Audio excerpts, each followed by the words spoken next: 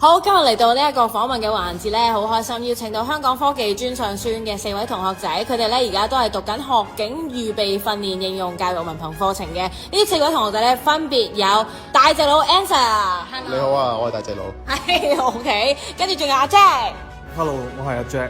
跟住我哋仲有 Ivan， Hello， 我係 Ivan。仲有我哋今日咧4位同學之中嘅唯一一位女仔，佢係 Judy。Hello， 我係 Judy。係咁4位咧都由9月開始咧就上緊呢一個學警預備訓練應用教育文憑嘅課程，咁去到5月咧就會開始真係遴選㗎啦，咁樣咁而家呢個課程就讀到如火如荼啦。首先問下同學仔先，點解喺咁多唔同嘅學校啦、學院課程裏面咧，點解你哋會揀讀香港科技專上書院 HKIT 嘅咧？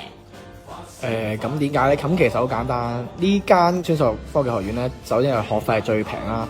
咁同埋佢嗰啲阿 Sir， 即係教嗰啲阿 Sir 咧，即係我聽講咧，就原來唔係間間嘅學校咧都係真係有警察教喎。咁呢間有先揀啦，同埋點解揀佢咧？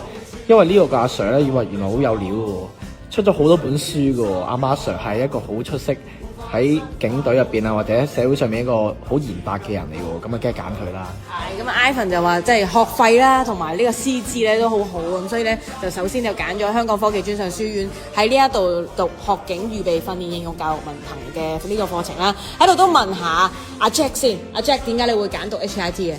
係點解我會揀讀 HKIT 咧？因為其實我喺好多年前其實都已經聽過阿 Mark Sir 呢個名啦。其實 Mark Sir 我知道佢係一個好耐之前嘅資深嘅警隊嘅教官嚟嘅。咁同埋我之前喺書店咧，其實都會見到佢有出過書，我有買過佢啲書嚟睇嘅。咁因為我想投考紀律部隊，咁我就想增加我對警隊嘅知識，同埋因為我出嚟工作咗好多年㗎啦，咁我想用1年嘅時間去裝備自己，咁我就覺得，因為我知道阿 Mark Sir 喺 HKIT 度教，咁所以我就專登揀呢間嚟讀。感覺咧都係追名師嘅概念啊，即係又喺書店見到佢，平時有聽過佢個名，咁追 Mark Sir 追到你嚟到讀呢一個課程，咁當然啦，更加重要嘅就係自己嘅即係事業發展啊，或者自己讀書嘅路途咧，都可以喺學校呢一度咧有所增長啦。咁喺度問埋另外2位同學仔啦，點解你哋會揀學警預備訓練課程去到讀嘅咧？問下大隻佬先。你好啊，我係大隻佬。因為我本身揀呢個課程都係想為投考警察做準備嘅。我本身都已經有高級文憑學歷嘅，但係我都想透過學警預備訓練呢個課程去增值自己啦，增加自己嘅警務知識同體能需求啦，為投考警察做好準備嘅。係，咁就知道呢一個課程咧，可以為咗自己投考警察咧做好準備，咁啊呢個係最緊要啦。咁喺度咧問埋我哋4位同學當中唯一一位女仔，點解喺咁多嘅 HKIT 課程裏面，你會揀學警預備訓練課程？係咪都係因為 Mark Sir？ 聽講你聽過佢講座喎。係啊，因為我自己本身真係由細到大都好想做警察嘅，但係只不過真係自己讀書成績麻麻地啦，跟住之後諗住讀翻毅進課程，咁咁啱咧就真係見到呢個學警預備訓練嘅呢個課程啦，咁同埋我就咁啱佢有個 talk 啦，咁就係 Mark Sir 講解呢個 talk 嘅內容啦，跟住之後同埋佢令到我更加知道呢個課程係原來係真係為你投考做一個準備咯，係啦。咁都係 Mark Sir 係一個好主要嘅靈魂人物啦，我感覺到喺大家嘅回應當中都聽得出啦。喺度咧都想問下，因為好似4位都有講到啦，讀到呢一個學警預備訓練課程咧，當然啊做警察咧係最優先嘅一個考慮啦，或者你哋最大嘅目標啦。咁點解咧？之前啱啱我聽阿 Jack 講，都做過好多唔同嘅工作嘅，可能在座4位都有試過唔同嘅工作。點解而家目前警察係你哋最想做嘅一個職業咧？問下 Ivan 先。本身我自己咧就係一個上市公司老闆嘅秘書嚟嘅，咁每日做嘅嘢咧，即係其實都好重複啦，同埋我覺得就做嚟做去都係嗰啲嘢，冇乜挑戰性啦。咁啊，接觸咗呢個課程之後咧，咁其實發現嘅警務工作咧，每日都係挑戰都唔同，同埋每日遇到嘅嘢咧，就算可能情景一樣，可能係好簡單嘅2個人嘅糾紛啊，咁但係處理嘅手法啊，同埋技巧都唔同咯。咁我覺得警察係一個學無止境，即係唔會永遠都唔會學得完嘅一份工作，所以我覺得好有挑戰性。咁啱啱聽完 Ivan 講啦，即係以前做過上市公司老闆秘書而家咧就發現警察行業咧多姿多彩，甚至係多挑戰啦，咁就可以體驗到好多唔同嘅嘢。咁對於 Judy 嚟講咧，即係警察行業可能對於好多人嚟講都挑戰性高之餘咧，其實都幾辛苦嘅喎。之前嘅你係做咩工作？點解而家又會揀選即係想向住做警察呢個方向走咧？咁我之前咧就都係做啲 sales 行業啦，都係做美容行業嘅。咁但係咧有一次就我翻工前咧就去食早餐嘅時候咧就遇到一個傻佬，咁佢就真係波爆咗我個頭嘅，係啦。跟住之後咧嗰刻其實我自己覺得好無助啦。咁但係咧去到隔咗5分鐘內啦，咁個警員到場啦，咁佢去制服咗嗰個疑犯咧。其實我覺得嗰一下嗰個警員其實好英勇啦，其實真係激起咗我好想去幫人嘅一個心咯，係啦，因為曾經俾人幫過，所以自己都好想幫人咯。因為呢啲緣故之下咧，咁就想選擇咧投身呢一個警察嘅行業啦。咁讀緊呢一個嘅學警預備訓練應用教育文憑嘅課程咧，就啱啱提過，由9月開始讀到5月啦。咁而家嚟到即係課程嘅中間，相信咧你哋每一日咧都有好多唔同嘅挑戰，又或者每日好多新嘅嘢學到。啱啱咁多位都有提過 Mark Sir， 咁除咗 Mark Sir 之外，相信咧都有唔同嘅老師啦、唔同嘅阿 Sir 啦，甚至好多唔同嘅課程設計咧，令到你哋更加了解呢一個行業。喺度問下阿 Jack 啦，同埋大隻佬啦，喺呢個課程裏面令到你哋最深刻難忘嘅係啲咩呢？問下 Jack 先。喺呢個學警預備訓練課程，我覺得最難忘係因為呢個課程可以另外俾我哋參加警隊嘅一啲計劃啦，例如招資計劃、薪火計劃同埋水警嘅計劃。咁其實喺呢啲計劃入邊，我哋可以鍛鍊我哋嘅體能啦，同埋好多教官俾到唔同嘅分享我哋，我覺得獲益良多。係同埋可以俾我喺投考之前作一個更好嘅準備。係可以深入咁樣了解啦。咁啊問下大隻佬啊，你大隻之餘喺呢個課程裏面，除咗鍛鍊你嘅身體、鍛鍊你嘅肌肉，有啲咩學到呢？係咁，除咗平時我哋上堂學習警務知識之外啦，我哋仲可以外出參觀警察單位，觀看警察學院同機動部隊嘅肌肉會操啦，可以俾我哋身臨其境去感受警隊大家庭嘅氛圍，增加我哋對警隊嘅了解啦。同埋喺上中英數之餘嘅基本課堂之外咧，我哋仲有我哋學校仲提供咗好多興趣班俾我哋啦，例如有游水班啊、劍擊班啊、潛水班啊，培養我哋嘅課外興趣啦。係，之前仲有聖誕聯歡會啦，見到4位你哋上次玩得開唔開心啊？聖誕聯歡會，我哋拔河啊！係啊，仲有拔河，即係除咗即係讀書上面或者學境上面嘅一啲訓練之外咧，喺 HIT 嘅校園生活咧，其實都好豐富嘅。咁但係你哋目前最重要嘅，相信就係5月嘅呢一個遴選啦。呢段時間，阿 Sir 啊、老師啊、訓練啊、參觀啊、分享啊，都俾咗好多唔同嘅知識同埋唔同嘅準備你哋。咁但係最緊要，我相信心態準備上面都好重要。而家4位都講下啦，面對呢個5月嘅遴選，心態係點樣呢？心情係如何呢？我哋問下 Jack 先啦。其實始終係會好緊張嘅，因為我哋其實都好想投考紀律部隊啦。如果去到5月嘅時候，我覺得好緊張同埋好興奮。係 Ivan。咁啊，因為Mark Sir 都有上堂有提過啦，咁而家就唔係之前疫情咁樣嗰啲時段啦，而家行緊精英制嘅，咁我哋梗係緊張上之緊張啦。咁不過都唔緊要嘅，因為 Mark Sir 咧就真係幫我哋準備咗好多嘅活動咯，例如啱啱同學所講話招資計劃啊，即係都好多投考嗰啲技巧俾到我哋。咁希望我哋可以喺咁多人出邊咧就突圍而出，就增加到一個考警員嘅一個席位俾我哋自己咯。係 Judy 咧。係咯，都係好緊張咯，因為即係好似之前參加嗰啲水警學長計劃啊嗰啲咧，佢係幫我哋做模擬面試嗰啲啦，即係俾我哋真正去感受當下面試嘅感覺咧，係啦，咁其實就真係好緊張嘅嗰一下係咯，相信自己5月嗰陣都好緊張，但係希望練習多啲咧就會可以改善到呢個情況啦。係，問大隻佬啦。係啊，我而家心情係又激動又緊張啊，因為始終我哋都係第一次去考警察，所以就都感謝學校同埋 Master 同埋各個景區提供好多資源同埋鼓勵俾我哋，支持俾我哋啦。係啊，我哋都希望我哋都一定要利用好呢啲資源去裝備好自己，充實自己去投考警察嘅。係咁啊，期待呢個5月啦！我相信咧4位喺我眼前揀咗出嚟同我做訪問嘅咧，相信都係精英嚟嘅。咁我諗大家都萬無一失㗎。咁到時就等4位一齊準備好，第日咧就麻煩你哋即係拯救下市民同埋幫下手啦。唔該晒4位 ，thank you。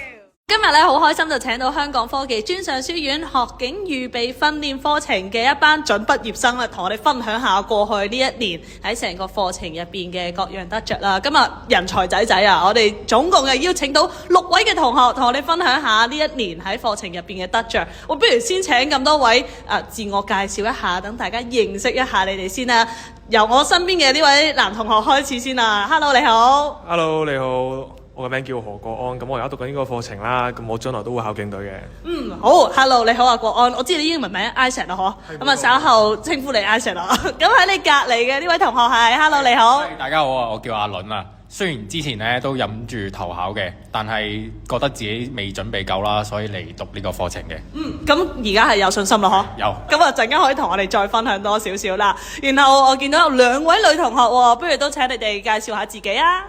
你好啊，我叫 Wincy 啊。咁我因為一直都想加入警隊啦，但我之前從事嘅文職工作，咁我缺乏咗警務知識，咁所以我就決定報讀呢個課程嘅。咁我相信你而家得着都唔少啊，陣間又可以講多少少喎。咁喺你隔離嘅女同學 ，Hello， 你好，點稱呼啊？你好啊，我叫 Yolanda。咁我入呢個課程之前呢，我就係做咗3年嘅文職啦。咁之後因為屋企人啊或者朋友嘅影響啦，所以咧我都想報讀呢個課程咧，去裝備自己加入警隊。咁啊，希望你成功喎。Hello，Yolanda 你好。咁啊，仲有另外2位男同學喎，又請你哋介紹下自己啊。Hello， 我係麥峰啊。咁我之前咧就曾經投考過警察嘅，不過咧當時就失敗咗，咁所以就諗住報呢個課程，諗住提升翻自己各項能力啦，等自己可以再次投考嘅。咁而家有信心嗎？好有信心。咁啊，都係希望你成功啊！仲有一位男同學 ，Hello， 你好。你好，我叫陳成錦。咁我係上年考完 DSE 啦，即係2025年。咁我讀呢個課程係想裝備自己可以更好咁加入警隊，同埋補翻呢個最低學歷嘅。咁啊，我相信每個同學仔咧報讀呢一個學警預備課程啦，事前都做咗好多唔同嘅充足準備同埋資料搜集㗎。因為HAIT 嘅學警預備課程入邊咧都有唔同嘅課程特色。咁啊，不如請阿 Isaac 講多啲啦。開頭點解會選擇報讀香港科技專上書院嘅學警預備訓練課程呢？咁係因為我哋呢間學校有一個非常之好嘅師資啦，咁我哋有經驗豐富嘅 Master 啦，亦都有啲唔同嘅阿 Sir 咧，佢哋係有豐富嘅管理層同領導經驗嘅。咁呢間學校咧，如果你對執法有興趣，對犯罪學有興趣咧，佢係一條龍式嘅一個發展方向嘅，而且佢仲係兼讀制，而且係混合模式，可以上 online 課喎。如果係需要結合經驗又結合學歷嘅話咧，佢呢個係一個比較好嘅選擇。完成咗呢一個課程之後咧，又會覺得自己有啲咩嘅轉變同提升咧？畢竟即將畢業㗎啦嘛。咁不如請你分享下。好，咁我覺得佢呢個課程令到我最大嘅轉變咧，係喺紀律同埋自信方面嘅。咁喺紀律方面啦，參加個課程之後，我明白到遲到係一件好唔應該嘅事。佢令到我每一次都唔夠膽再遲到。亦都喺自信方面啦。學校俾咗好多資源，我哋去同唔同嘅長官去進行面試啦，令到我自信心係增加咗好多嘅，係唔怕去同人哋進行面試啊，各種嘅面試要求啊都好清楚，知道點樣回答長官係最好嘅。咁所以我相信你哋嚟緊真係去投考相關紀律部隊嘅時候咧，都會充滿住信心啦，同埋俾到一個好好嘅能力提升你哋啊。咁因為成個課程正如頭先所講，除咗知識之外咧，都有唔同嘅一啲實踐活動啦、面試嘅練習。咁1年嘅課程當中有冇啲特別嘅上課片段，又可以同我哋分享下咧？呢個要交俾阿麥峰去分享下先。呢個絕對有啊！咁我哋咧喺1年入邊曾經去過跑馬地馬場嗰度有一個跨部門嘅警隊嘅重大事故演練啦。咁當時咧我哋點解咁深刻呢？就因為我哋要扮演傷者角色。咁其實喺警隊呢啲演練，如果有傷者情況下咧，佢係會請一啲化妝師過嚟，係會幫我哋真係整一啲假嘅傷喺身上面啦，例如可能有啲斷骨啊，就會整個假骨頭撐出嚟啊，或者係傷口流血嘅時候，佢都會用啲非常專業嘅手法去整一個模擬嘅傷口出嚟啦。我哋最有印象就係因為我哋唔單止要整傷口啊，我哋仲要扮演傷者喺地下度演戲啊、粉地啊，或者係有人個胸斷咗骨嘅，係要扮就係斷氣啦。咁我哋又見到警察啊，或者一啲救護過嚟，點樣用佢哋專業嘅方式去拯救生命啦？咁呢個係令到我非常之深刻嘅。係，同埋我相信呢個實質嘅經驗咧，就可以等你近距離認識到一啲紀律部隊佢哋實際嘅工作係點啦，咁就有助你之後去準備相關嘅面試啊，同埋裝備自己。咁再者喺成個課程咧，頭先所講有一啲實際真係紀律部隊做嘅演練活動，你哋會參與到啦，亦都學校有好犀利嘅老師可以幫你哋準備。咁睇翻自己過去呢一年嘅成長，你會覺得呢個課程對於你將來投考一啲實際幫助係點樣啦？Yolanda，請你分享下啦。首先呢，最實際係可以幫我哋摸清咗警隊遴選嘅標準同埋程序啦，無論係小組面試嘅技巧啦、實務知識啦，定係體能測試嘅竅門咧，令我哋咧走少好多彎路嘅。咁另外就係課程亦都安排咗我哋參加好多個計劃啦，例如係旺角警區嘅薪火計劃啦、九龍城警區嘅招子計劃啦，同埋水警學長計劃啦。透過呢啲計劃呢，我哋參加咗好多面試嘅工作坊啦，亦都由現任警員呢係親自指導我哋模擬面試啦，令到我哋呢係累積咗唔少嘅實戰經驗啦，同埋令到我哋提升咗競爭力啦，增加咗成功遴選嘅機會。咁呢啲實戰經驗真係會好幫到手啊嘛，同埋老師喺呢個過程入邊咧，應該都俾咗唔少 tips 你哋，幫你哋投考嘅喎。Vincy 你嘅經驗係如何啊？咁我哋老師佢哋都非常專業同有耐性啦，咁佢哋都會針對我哋嘅弱項，分別例如好似時事分析啊、體能操練，都會作1對1嘅指導，咁就會分享好多嘅實戰經驗啦。咁因為除咗我哋專科專教嘅資深警隊導師阿 Mark Sir 同埋 Ivan Sir 喺佢哋嚴格嘅教導之下呢，其實仲悉心為我哋學員呢誠邀咗好多唔同專業領域嘅資深警務人員，分享咗真實嘅警務啦，同埋佢哋升級面試技巧嘅心得，以及透過參觀唔同嘅警務單位，咁加深咗了解警隊各部門嘅特質，協助我哋更加清楚未來職業嘅方向，同時掌握警隊真正嘅要求，為我哋投考警隊做好充分嘅準備。所以今日見你哋個個咧都自信滿滿啊！我相信呢一年你哋都真係成長同埋得着唔少啊！因為畢業在即啦，都準備會去投考噶啦嘛。最後咧，不如都問下阿倫啦，即係其實喺呢一年啦，你又會覺得同學之間啊，或者自己喺課程入邊有啲咩嘅得着同成長呢？我總括呢個課程嚟講呢，呢個課程唔單止係鍛鍊我哋嘅身體啦，同埋呢個技能啦，係可以重新塑造我哋嘅心態同品格，去成為一個真正嘅警務人員嘅。點樣有志投考警隊，成為一個準備好服務社會嘅一個後備人才嘅。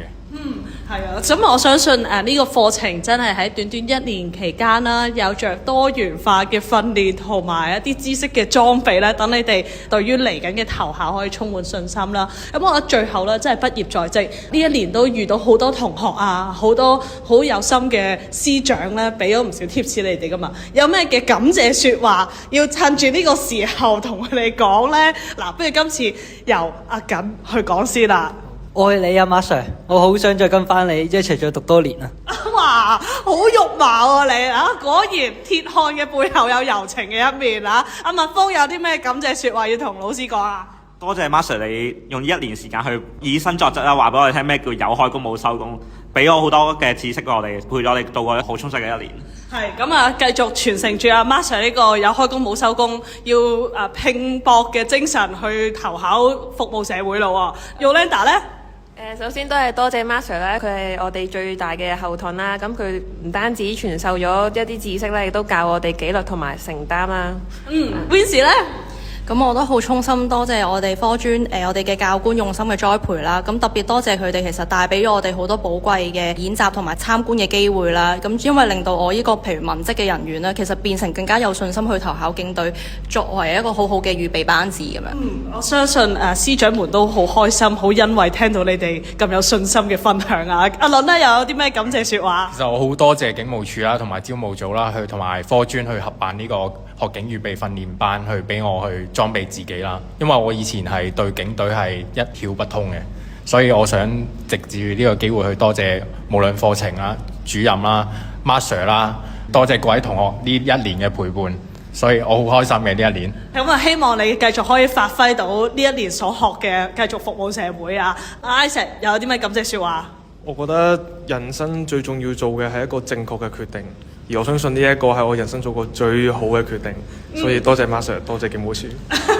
係啊，希望你哋可以繼續發揮所長，繼續去努力裝備自己啦。咁最後都要問下6位同學啦，你哋會唔會推薦呢個課程俾其他人啊？會。好嗱，咁啊預祝你哋投考成功啊！今日再次多謝香港科技專上書院學警預備訓練課程嘅學生，包括阿瑾啦、蜜蜂、Yolanda、Vincy、阿倫同埋 Isaac 嘅分享啊！多謝晒咁多位，希望你哋嚟緊繼續成功啊！香港科技專上書院嘅學警預備訓練課程呢，今年已經嚟到第3屆啦，而喺今年嘅7月呢，第2屆嘅同學仔就會正式入到去學院嗰度受訓，準備佢哋呢個漫長而且又熱血嘅過程。咁但係今年嘅9月呢，又會開始第3屆，所以又有新嘅同學仔呢會參與呢一個嘅課程，受到訓練，同埋有好多唔同嘅內容呢可以提供俾佢哋。而嚟到第3屆呢，更加開心同埋有趣嘅呢，就係 Mark Sir 揾咗好多嘅精英呢，一齊喺呢一個嘅課程裏面陪伴大家成長，俾大家更加多唔同嘅資訊同埋內容啊！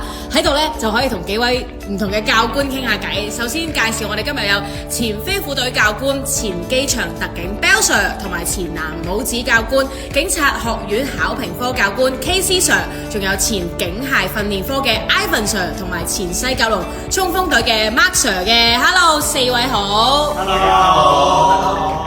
首先咧喺度想問下前飛虎隊教官、前機場特警啊 Bell Sir 啊，飛虎隊呢個字咧對於好多人嚟講咧有好多唔同嘅想像空間。大家睇電影啊、睇電視劇就覺得哇，全部都威猛大隻健碩，係咪做健身舉鐵呢一啲嘅運動啊、呢一啲嘅訓練之後咧就滿足到做飛虎隊嘅呢一個嘅條件嘅咧 Bell Sir？梗係唔係啦，淨係跑步同埋舉鐵係唔夠嘅，最重要就係訓練嘅思維同埋意志力。喺課程之中啦，我哋會慢慢提升嘅體能啦。其次，我會將我以往經驗分享俾同學嘅，咁我相信同學應該有興趣知道嘅。係咁啦，呢一個飛虎隊嘅部分，無論係體格啦，又或者係心態上面咧，都有 Bell Sir 可以俾同學仔有多啲嘅認識。咁喺度咧都問下前男帽子教官、前警察學院嘅考評科教官，呢個職位好重要啊！就問下 KC Sir 啦，究竟今次喺呢一個第3屆嘅課程當中，KC Sir 你又會為同學仔提供啲乜嘢嘅資訊呢？我做前男帽子教官嗰段時間咧，主要係教授啲同學咧。當時嘅警務人員啦，係做一啲針對性、大型同埋有準備性嘅行動，或者一啲係大型而咧突發性嘅處理行動。咁喺個人同埋組織性嗰段時間，一定有意志啦、能力啦同管治係好有加強嘅方面。我相信我係透過呢個訓練同佢分享。另外一樣嘢，我喺警察學院執行考評科工作嗰段時間咧，係負責出卷啦，同埋考核佢哋咧實習試嘅合格嘅。我相信我從考評官個身份同佢分享翻點樣有效溫習佢哋書本，而達到考試嗰個成績，同埋喺實習試過程當中，透過我考評官嗰個角度，等佢哋有好嘅心理準備，能夠應付將來嘅考試嘅。聽得出咧，今次第3屆嘅呢一個學警預備訓練課程咧，非常之全面啊！即係無論由體格啦、心態啦，又或者去到考試啦，甚至一啲前線嘅一啲經驗咧，都可以好充足咁樣分享到。咁但係學科都好重要噶嘛。咁學科方面咧，我哋就知道有前槍械訓練科嘅 Ivan Sir 可以提供好多嘅內容俾大家喎。係啊，今時今日考警察真係要文武兼備㗎。喺呢個課程裏邊，我哋嘅同學除咗要喺呢個警察核心課程裏邊取得合格之外呢，佢亦都需要喺中英數同埋2科嘅選修科裏邊呢，可以攞到合格成績呢，先能夠圓滿去達到呢個課程嘅要求㗎。咁所以嚟緊呢一年裏邊呢，我將會喺同學呢喺學科上面呢係繼續努力。之前咧同唔同喺呢一個課程裏面讀書嘅同學仔傾偈咧，佢哋都有講話，Mark Sir 咧喺課程當中咧俾咗好多唔同嘅鼓勵啦、支持啦、support 啦大家嘅。咁喺度梗係要問下前西九龍衝鋒隊嘅 Mark Sir 啦，今次嚟到第3屆啦，為大家嘅準備、為大家嘅籌備，又有啲乜嘢唔同，又有啲乜嘢大家要注意、要留意嘅咧？今屆9月份呢，其實係我哋學警預備訓練課程同鄉警務處合作嘅一個課程嘅第3屆。咁我要做少少總結啦。咁過去2屆裏邊呢，其實我睇到啲同學仔呢，喺呢個課程裏邊呢，有好多得着。咁先講第一樣嘢啦。咁首屆嘅時候，其實我哋嘅同學呢，基本上已經完成晒警察學院學警基礎訓練嘅27週嘅訓練，並且站在最前線嘅啦，已經係，亦都我有同佢哋聯絡開啦，咁我亦都係非常之開心啦，亦都適應到我哋鄉警隊嘅呢個大家庭嘅生活。而喺第2屆，咁嚟緊7月20號將會入班入學堂，接受學警基礎訓練27週嘅訓練。另外第3屆9月份就會展開，咁所以我哋都希望咧有志成為我哋鄉警隊嘅同學仔盡快嚟報讀呢個課程，因為咧下個禮拜就係呢個咁樣嘅放榜7月15號，而我哋嗰日咧會喺我哋香港科技專上書院嘅總校，即係深水埗南昌街213號，我哋喺晏晝大約2點鐘，我哋會有一個簡介呢個課程啦。除咗我哋有阿 Bell Sir 同大家去分享呢一個槍械戰術嘅一啲嘅技巧之外咧，阿 Bell Sir 仲會同大家分享下一啲嘅體能上面嘅嘢。咁而阿廖 Sir 啦、阿 KC Sir 佢之前係喺我哋嘅考評科啦，咁喺法例上面係佢嘅專長，咁佢會喺呢方面咧同大家去玩下啲嘅法律小百科啦，咁亦都我哋會有一啲嘅簡介課程同埋一啲關於面試技巧嘅嘢同大家分享下。所以嚟到第3屆嘅呢一個學警預備訓練課程咧，加入咗好多唔同阿 Sir 嘅過往嘅經驗啦，佢哋嘅心得啦，甚至而家點樣提醒大家、鼓勵大家準備入學堂又好，呢一個嘅課程都好咧，都有好多唔同嘅經驗可以同大家分享。咁大家就把握時間，7月15號咧可以去到 HKIT 嘅深水埗總校嗰一度咧，參與我哋呢一個嘅活動啦，感受一下啦，或者有好多唔同嘅問題咧，都可以現場問到咁多位嘅教官嘅。咁所以大家如果有興趣咧，第3屆嘅學警預備訓練課程咧，等緊你嘅。